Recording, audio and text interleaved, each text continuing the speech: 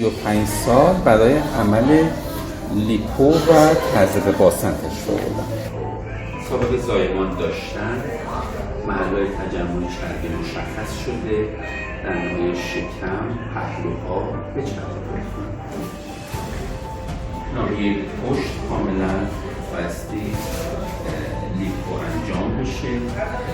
بعد چربی اضافه بعد از آماده شدن، شستشو و خالص سازی تزریق خواهد شده نواحی مختلف. این نکته مهم این هستش که این مریضا باید حتما نواحی بالای باسن دست دو سمت بهش ما میگیم زون 2 تخلیه بشه برای اینکه ارتفاع مناسب و قرص مناسب این کمر و باسن پیدا کنه و برجستگی باسن خودشو بعد از تزریق بهتر بشه.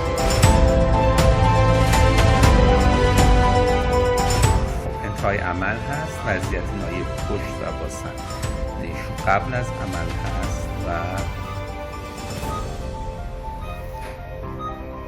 این وضعیت بعد از عملشون هست. بعد از تزریق حدود 600 cc در هر طرف از باسن هر طرف و لیپو ناحیه پشت. وضعیت قبل از عملشون و وضعیت شکم و پهلوها بعد از عمل است.